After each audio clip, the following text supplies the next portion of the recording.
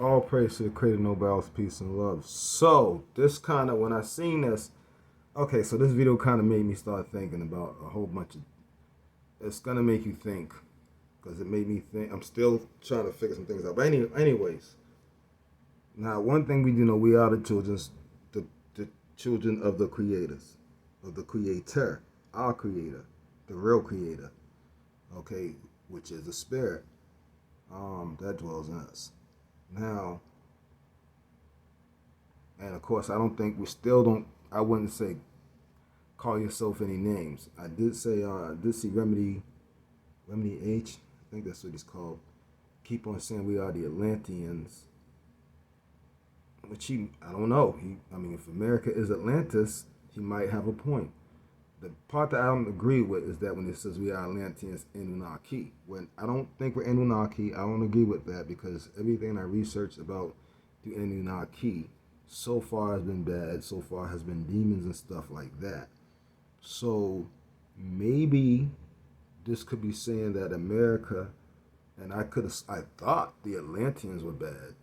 So, but I do like they mix a lot of things. So, and it could be a two-part. Like, there could have been good Atlanteans. They could have been calling us that.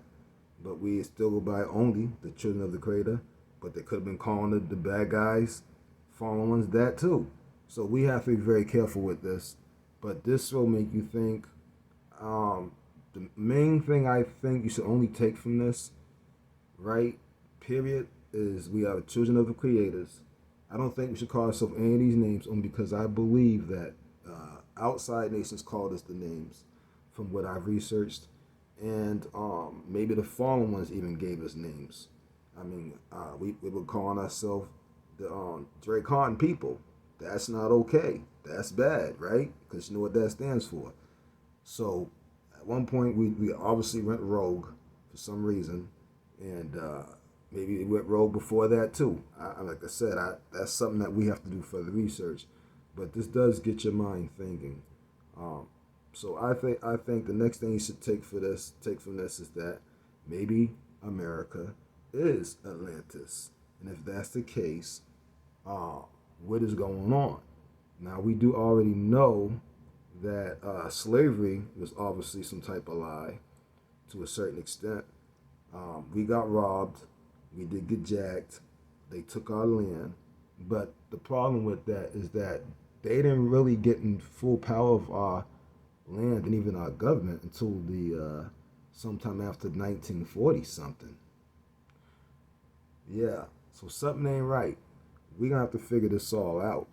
And the histories of this and how it did be seven black presidents before Obama. So, and that they were in the 1900s, y'all. So you go figure it out. But watch this video. I'm gonna show part 1 and part 2. Now, so that means America's not just the Holy Land. America's not just the real Egypt. America's not even just some of the Promised Land.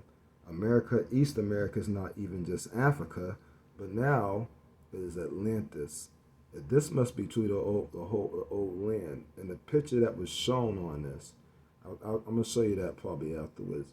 It kind of looks like past the walls, past the gates, past the walls, past the gates, like we talked about like before in the past.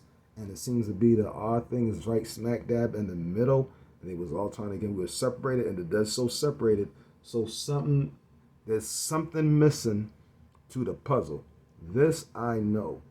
We don't know it all, and there's too much hidden from us to get it all, especially in one lifetime. So we're going to hope that the Creator will bring more knowledge to us, and with all your thinking caps, anything you learn from anybody that happens to be correct, or you research on your own that is proven to be correct, please think about it while you're watching this video so that you can also figure out some things as well.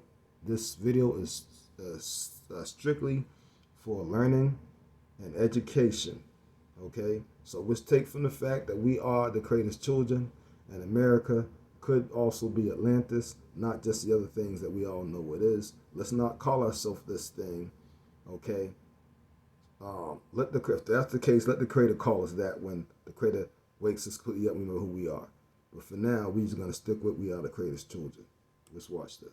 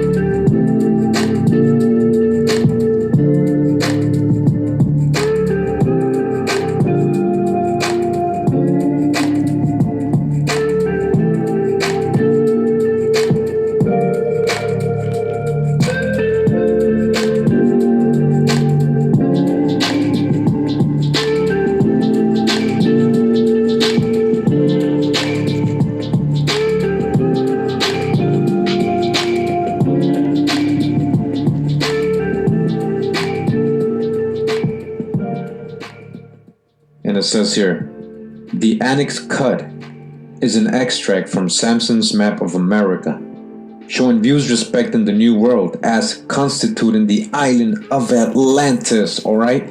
The New World? No, it's the Old World because it is Atlantis, alright? It is called Atlantis Insula or Atlantis Island of Nicolau Samson. Because Uri Coechea in the Matopeca Colimbana puts this map under 1600 and speaks of a second edition in 1688. All right, this is from the 1600s, which must be an error. It must be an error. Oh, all right, so it must be an error. So they're saying, this is from the 1600s, and they're trying to talk about the date. But it says Harvard College Library possesses a copy of this, and they changed the words. They literally changed the words, and that was later on, 1741. And again, this is from a very scholarly book. When we talk about Atlantis, see the ATL, that's a Nahuatl word. ATL, that doesn't exist anywhere else in the world. That's Nahuatl, that's an American dialect. The tis at the end is the Greek. They added the tis, so Atlan or Aslan, Atlan. We had towns called Atatlan in Panama, Honduras, in different places. Atatlan, Guatemala, Atatlan. And then you add the tis, Atlantis, right? Atlantis, because that's what they remember. Remember, the Greeks are telling the story. All right? Now let's see what else these Greeks know. I want to show you some things that I don't think you even knew existed. It goes against everything Manifest Destiny teaches about Native Americans. And I want you to know this part of our history because people erased it, and we'll get to that later on in the program. Erased it intentionally. All right, now I just want to read real quick from this book. We're going to actually get into this book a lot in future videos. I just want to read a little excerpt from this book that correlates with what we were just talking about, or showing the map, in the 1600s. Now, this book is called The New Atlantis. It says here, begun by the Lord Verulam, Viscount St. Albans, and continued by R.H. Esquire. Actually, this book is very famous because it was written by Francis Bacon, all right? So-called Francis Bacon, all right? Who's Francis Bacon? Is that really Shakespeare? Some say it is. All right, Francis Bacon, and he wrote this in 1660. Bacon is a Sephardic Jewish name. Bacon, Francis Bacon was a Sephardic Jew, a crypto Jew. And I'm going to page 2 right here. And just again, real quick, we're gonna get it, just to correlate and just zoom in one more time. All right, it says the next day's conference relates how that though they lived remote and unknown to all other nations, yet they had the knowledge of the languages, books, and affairs of those that lie at farthest distance. How the great Atlantis, which we call America. All right, again, how the great Atlantis, which we actually call America. Atlantis is America. Remember, Atlantis, that's how they added the tis. ATL, that's a Nahuatl word. Atlantis, which we call America, abounded once in tall ships. How the people of Peru, through the South Sea, and those of Mexico through the Atlantic to the Mediterranean Sea, did both in 10 years' space make 2 great expeditions upon Ben Salem, but by the valor of one Ataban, king thereof, a wife and great warrior, who cut off their land forces from their ships, and entoiled both their navies and camps with greater force by sea and land, were repulsed and dismissed by him when they were at his mercy. All right, so again, just want to go ahead and just remind you that when we talk about Atlantis, which we call America, that's basically what we're talking about. We're talking about the true old world. All right. In the book Prehistoric Structures of Central America, Who Erected Them? A lecture by Martin Ingham Townsend of Troy, New York. The ancient Greek and Roman scholars knew of the existence of the Western continent. It says here, that ancient book entitled The Book of Wonders, ascribed to Aristotle, contained the following. When the Carthaginians, who were masters of the Western Ocean, observed that many traders and other men, attracted by the fertility of the soil and the pleasant climate, had fixed their homes, they feared that the knowledge of this land should reach other nations. A great concourse to it of men from the various lands of the earth would follow. That the conditions of life then so happy on that island would not only be unfavorably affected, but the Carthaginian empire itself suffer injury, and the dominion of the sea be wrested from their hands. And so they issued a decree that no one, under penalty of death, should thereafter sail thither. And they're talking about America. This passage is quoted not merely with a claim that it refers to the continent of America, but for the purpose of showing how carefully the Phoenician people, whether Asiatic, Carthaginian, or Spanish, guarded from the great world the foreign discoveries which they had made, and where their kindred were enjoying prosperity, and to enable us to see how little likely their discoveries would be to come to the knowledge of the great mass of mankind.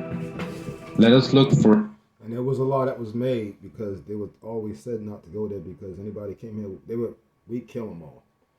And people would, find out that wasn't a good idea to come here. And a lot of folks said don't come here. It was a law that there are men here who are not regular men. They were talking about us.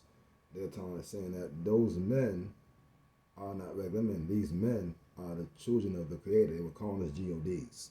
That's what they was calling us. And they were saying that these men are not regular. These men, basically they're saying these men are like supermen. These men have superpowers, so don't go there. But they want to go there because the fertility of the land, the gold and everything else. And, of course, they wanted to conquer us. They always have wanted to conquer us. For a moment at some of the things which ancient Greeks and Latin authors have said indicating their knowledge of the existence of a Western continent. Crates, a commentator on Homer, is quoted. The ancient Greek did look black, and they wanted to take our shit. By authority of Strabo, a very learned author of the century before Christ, as saying that Homer means in his account of the Western Ethiopians. Remember that the Greeks wrote this, so they're going to put the Mr. C and Mr. J's and all that crap in there. Ethiopians. All right, so what do they mean by Western Ethiopians? So who's the Eastern Ethiopians? Also, there's 2. All right, so I know we mentioned this before. If you watch Con Drop and follow Drop Nation, you know about the 3 Ethiopias, or the farthest Ethiopia, which is America. Ethiopia, right? Etymology, burnt skin, or people of dark skin in Ethiopian, right? So there was people of dark skin in the Americas as well. So the Western Ethiopians, right? So this author is letting you know that when they're saying Western Ethiopians, they're talking about the Americas. So it says here that as saying that Homer means in his account of the Western Ethiopians, the inhabitants of the Atlantis or the Hesperides. There we go. Again, the Atlantis or the Hesperides, as the unknown world of the West was then previously called. So real quick, I just wanted to show you what I meant about the three Ethiopias and what they were talking about in the Middle Ages and what was known in the Middle Ages and referenced a lot in the Middle Ages. I'm in the book here, Lost Tribes and Promised Lands by Ronald Sanders. All right. Correlates a lot of the story or mythology or myths of Prester John, which aka we see most likely was King David, and his land or the empire of Prester John, emperor of the Ethiopians, was actually in the whole Americas. All right, so it says, where then is the remarkable country? Our magnificent, writes Prester John, dominates the three Indias. Again, if you saw my past video, yes, there was three Indias and three Ethiopias. You see, even India at that time was not named India, it was called Hindustan. So when they're talking about the three Indias, they're talking about the tropical zones in the earth where the people, indigo, people of dark skin, the Indians, right, lived. Not just, we're talking about like Hindus or like Indians, like what Columbus called the Aborigines. We're just talking about people that lived in tropical zones, and extends to farther India. The farthest India, that's America. Just like the farthest Ethiopia, where the body of St. Thomas the Apostle rests. The legend of St. Thomas, right, supposed to be in India. But we're talking about America. It reaches through the desert towards the place of the rising of the sun and continues through the valley of deserted Babylon, close by the Tower of Babel. Close to the Tower of Babel. All right, I'm going to show you guys historically what resembles the Tower of Babel, what's an exact match of what Herodotus and Diodorus describes as the Tower of Babel, and that is the Pyramid of Cholula in Mexico. So he's saying that Prester John's land, right, was very close by the Tower of Babel. Suddenly, the vague immensity takes on biblical tinge. This is deepened when John informs us that his territories comprise the Pison, which is one of the four rivers that rise up out of the terrestrial paradise. All right, we're still talking about the Garden of Eden, a fertile place, right? America, according to the second chapter of Genesis. Furthermore, like the land of Havilah. Okay, now this is making more sense. All right, why would one of the top, let's just be honest, one of the top prophets, Prester John, aka King David, the wisest king of that's what they say, right? All the names are wrong, of our people.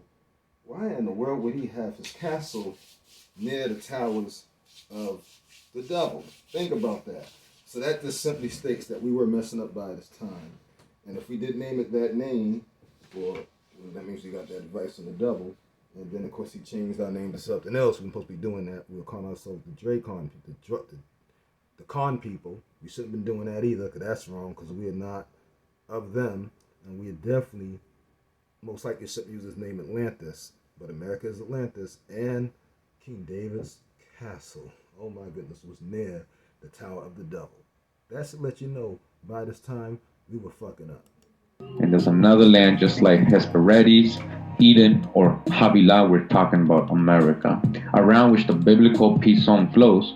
John's country contains gold. All right, we're filled with gold over here, and onyx. It also flows with milk and honey. We already got the honey account, right, in Columbus' book. A hint at that location of this realm is provided by Genesis 2:13, which tells us that another of the four rivers of Eden, the Gihon, compasses the whole land of Ethiopia. The whole land of Ethiopia. John tells us that his palace is in Susa, the ancient capital of Persia, but this also implied proximity to Ethiopia in the vague geographical imagination of medieval Europe.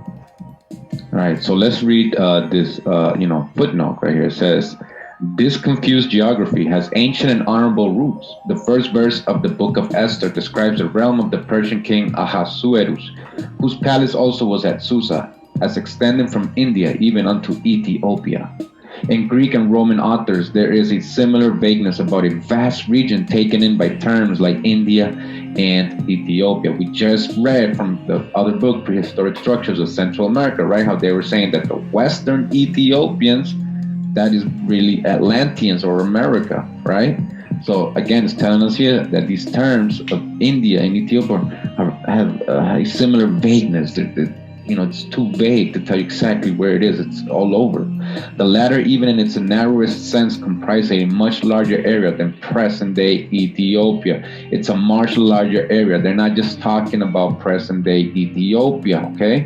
And beginning just south of the first cataract of the Nile, and about its relationship with the better-known Persia. In the apocryphal Acts of St. Thomas, the apostle moves easily between Persia and India, starting roughly with the 5th century apocryphal writer, the Pseudo-Abdias, who describes the exploits of the apostles Thomas, Bartholomew, and Matthew in each of the three Indias. The three Indias.